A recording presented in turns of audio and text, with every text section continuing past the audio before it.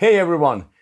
Today I'm going to show you how to do full electric guitar setup all by yourself, and all that in collaboration with German company called FrtLzr, which makes these amazing, affordable and handy tools, which is going to make whole process a lot easier.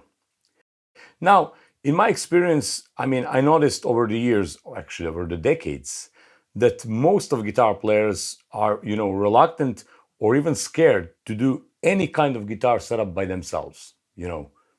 Even adjusting the action or whatever, that everybody's going, I'm just gonna, give it to the luthier to do it properly. Well, there's really several reasons why you really need to learn how to do guitar setup by yourself. First one is, it's actually pretty simple. It's not that hard at all. And trust me, because if I can do it, everybody can do it. I'm not the most skilled with any kind of tools. I can barely change the light bulb. So yeah, if I can do it, everybody can really do it. That's the first reason. So it's simple and easy. Second reason is you're gonna save yourselves a lot of time, by booking the luthier, driving there, going there, whatever, waiting for your guitar a few days to be done, etc.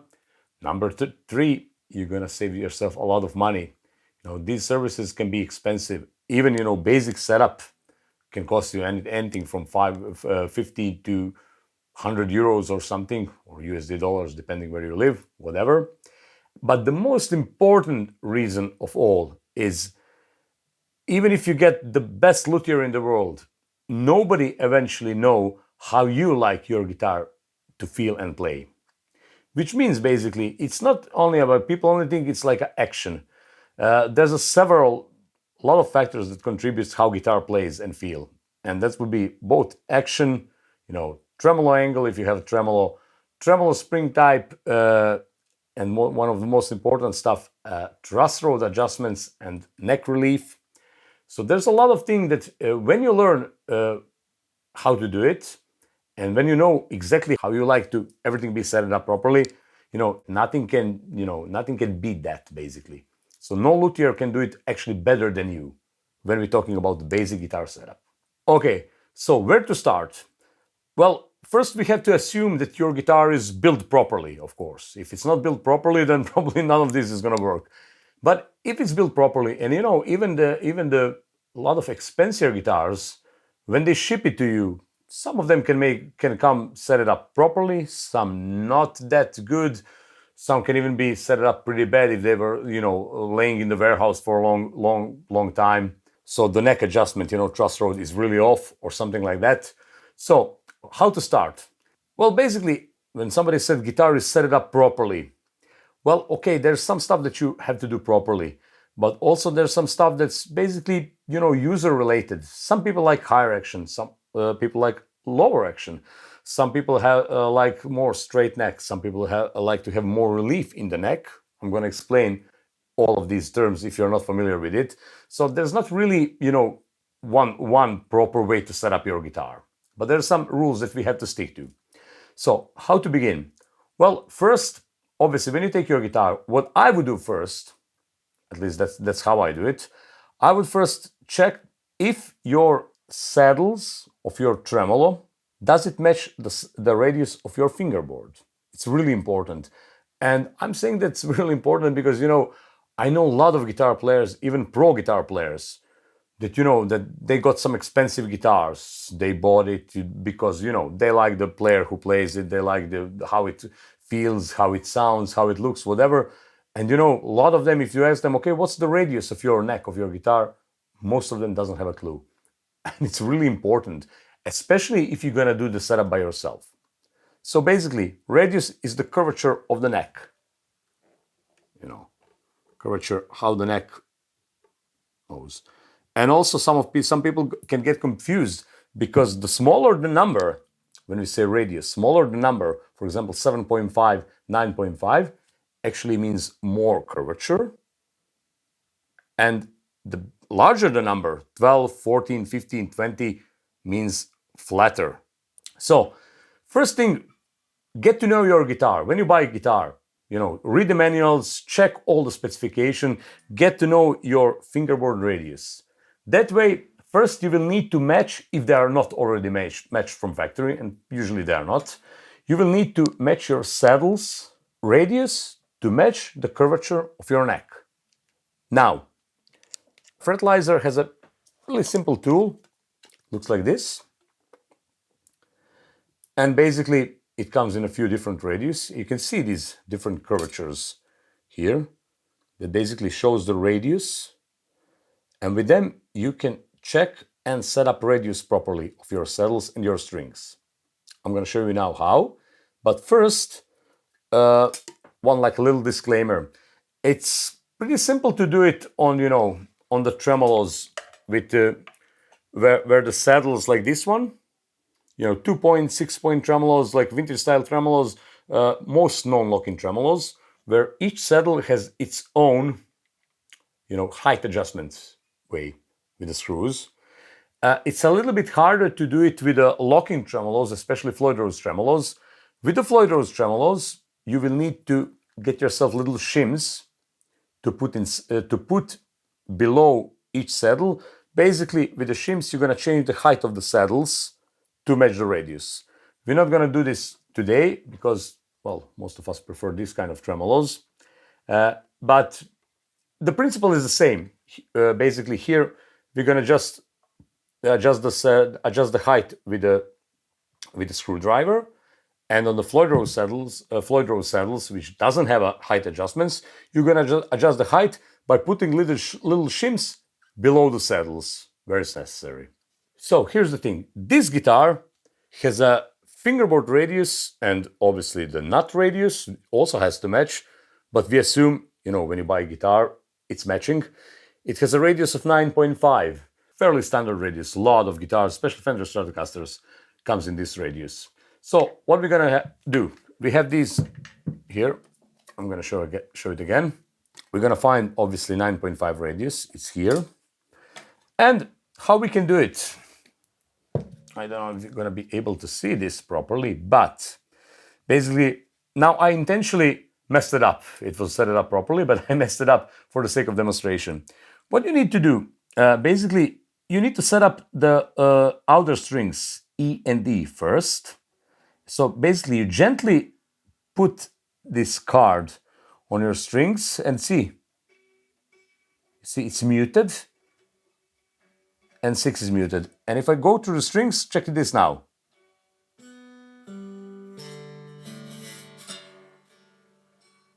So you see, the 6th and 1st strings are matching the radius, but these 4 inner strings are ringing. They shouldn't be ringing. So they all should be basically muted the same way to touch this card to match the radius of the fingerboard. So what we need to do, they're obviously lower. We need to raise 2nd, 3rd, 4th, and 5th string until they all starts to be muted, just a notch to match this radius of other string.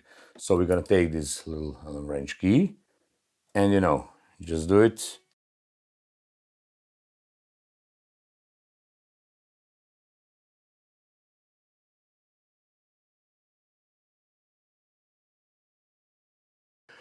And after we are done, we get basically this. We put this little radius measurement tool here and we try all strings.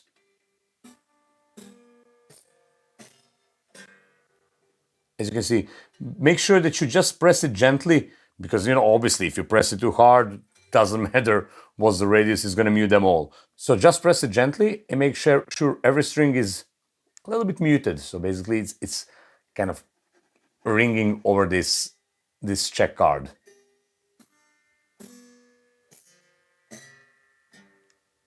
Like this. That means that you set it up your radius properly. Now, after you do this, it's probably one of the most important part of the guitar setup and one that people are scared the most. It's a truss rod adjustment. You probably all encountered, situations when you take basically guitar with a 25.5 inch length, like same tremolo, same springs, same string gauge, and you just feel like one is playing such much better, much more spongier feel than another one. In the most cases, it's the truss rod basically adjustment or neck relief is responsible for that. Small adjustments really go long way. So 1/6 of a turn can make a huge difference in any directions how your guitar play. So basically, by loosening the truss rod, you will make your neck having a more like a back bow relief. And by tightening the truss rod, clockwise, you will straighten your neck more or even go to front bow. Obviously, some people now like neck as straight as possible. Some people like more, back bow, more relief. And all that is contributing how your guitar feels how to play.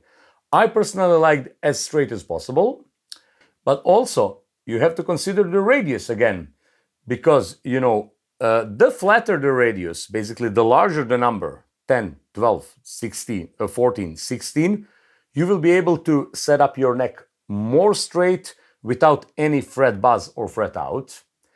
And the smaller the radius is, basically the bigger the curvature of the neck is, you will probably have to put your action a little bit higher or basically make a little bit more back bow. So the string,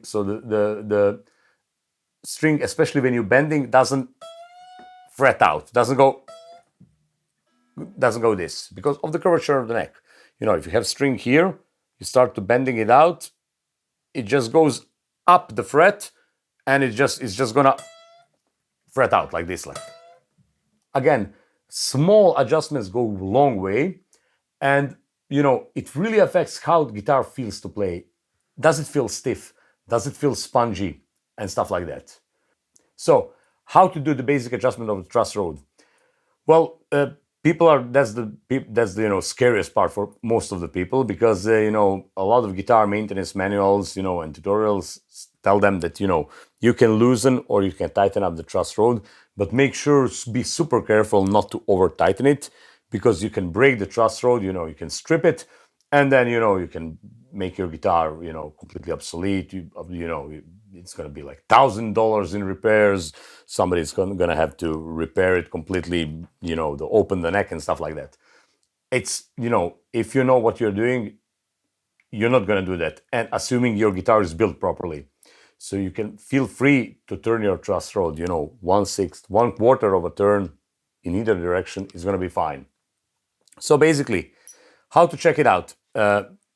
You press the one way of doing it, the way that I'm doing it, that you press the string, 6th string, on the 1st fret and on the last fret, and then check on the 10th fret. Check for the relief, basically space between the bottom of the string and top of the fret. And some sweet spot is that it should be barely little space, so you can put, for example, and FrtLzr has one very cool trick. This is basically a fret protector that comes in their fret polishing kit, and it's super thin. And basically this thing, if you can put it below, that's something to check your relief. Of course, it can be even more. Again, it depends on the player preference, but definitely you shouldn't tighten truss rod that much so there's no any space between string and the fret. That's probably gonna mean that the neck is not completely flat, that it's even going, like a front bow, it's going up. And then you're gonna encounter all kind of problems with string buzzing, all over the guitar, certain frets and stuff like that. So basically, just a tiny amount of relief is going to be perfect if you if you like a completely straight neck. And some people have to have even bigger relief. And one more thing about this fret protector, it can also come very handy when you need to measure the height of your guitar nut, which is also one very important part of the guitar setup. So basically, your nut shouldn't be too high. Otherwise, if it's too high, you'll never be able to set up your guitar to play properly. And if it's too low, obviously it's gonna encounter string buzzing even on open strings. So there's a few different ways of measuring, height of the guitar nut. But basically, how you can do it. You can just put the cap on the third fret, or just press, with your finger on the third fret, and just check basically relief on the first fret. Is there any space between the strings and the frets? And it should be literally barely enough space so you can slide this fret protector below, like this. And also, you can just eyeball it, you can just press and just see, is there any relief, or strings are touching the fret. If they're touching the fret, that means basically that your nut is too low. If the relief obviously is too big, if the gap is too big, that means that your nut is obviously too high. So it should be just barely space to slide this fret protector uninterrupted. So yeah, very handy. The best thing is to experiment a little bit, because like I said, 1/6 of a turn can make really your guitar feel more spongier or more stiffer. For people who like to play blues, a lot of bendings, a lot of that kind of stuff, they kind of like more relief, more so the string can breathe more, a little bit like almost like a higher action. And also it affects the action. Basically neck relief is going to affect your action. No matter the height of your bridge, if you have a gap in the middle of the neck, that part is going to have higher action than, for example, here or here. So again, I always like to make it as straight as possible, so my action is similar from the first to the last fret. So it's all experimenting, but it's just important that you know how to do it, and it's not really hard. You just turn. It's simple as this. You turn it. This is basically a mount. Okay, like this. You turn it, and then you wait, because wood needs to, accommodate to that.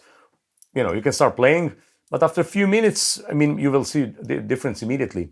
But after 2 minutes, 3, you will see how the guitar is settled, and immediately, if you do this kind of motion, basically loosen the truss rod, you will feel that your action is a little bit higher, because because neck made this movement, so made the back bow a little bit, so obviously the action is going to be higher.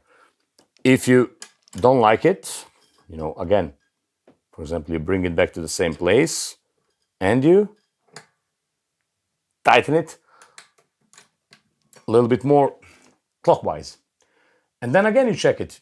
And really don't be scared to experiment with it, because when you figure out which kind of neck relief you like, when you measure it once, then it's it's done.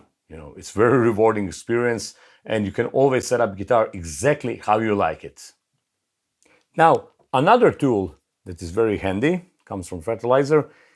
It's this handy check guard. It's very cool because it's made from nice brushed aluminum. It's non-reflective, which is very important when you're working, because when you're working this kind of stuff, you're gonna have some strong lights, like I'm having right now. I'm recording this.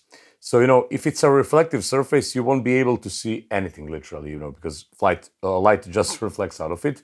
So it's non-reflective. You can see everything very nice and clear.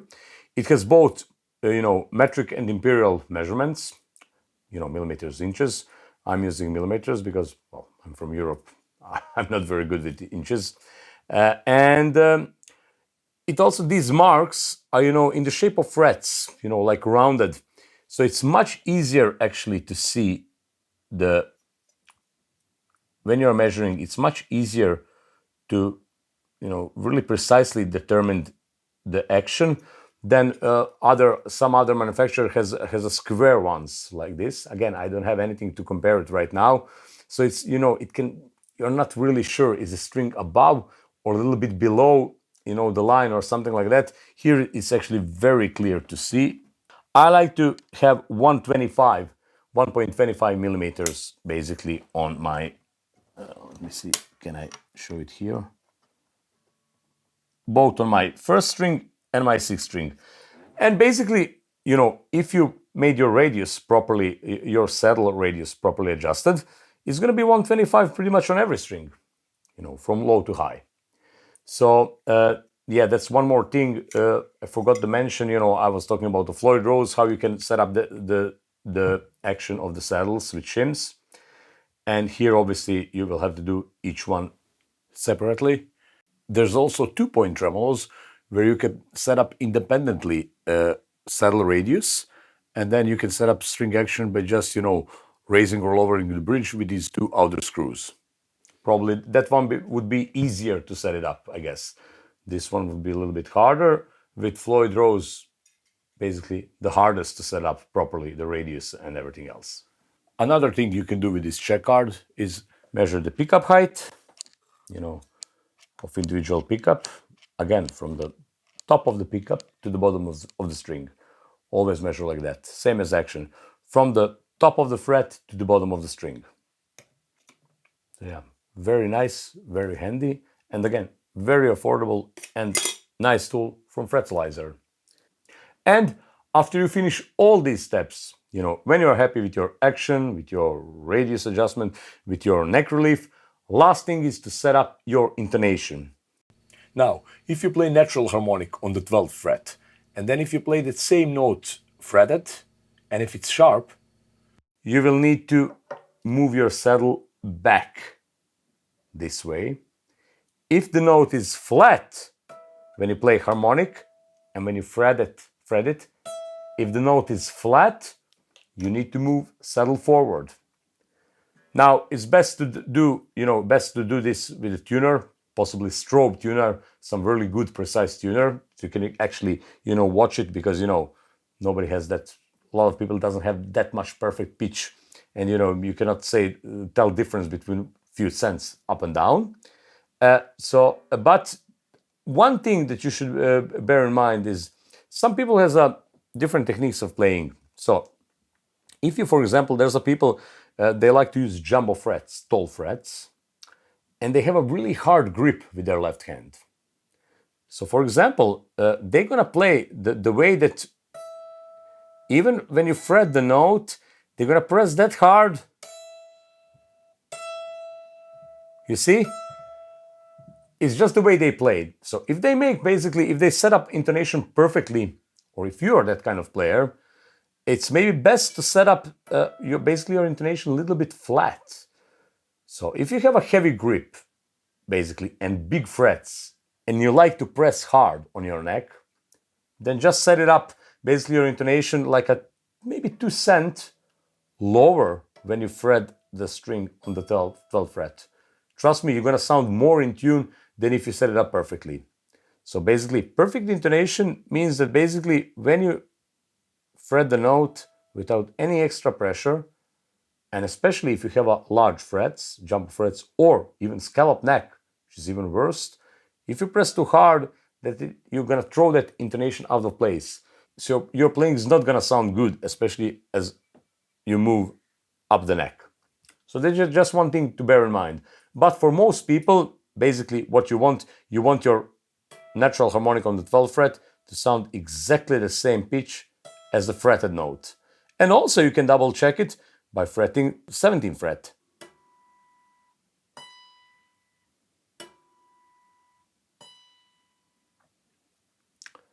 And that would be basically the final step. Make sure that you always set up intonation after everything. Because, for example, different neck relief or different action is going to require different intonation setup. All these all these things works together. So make sure you do the intonation step last.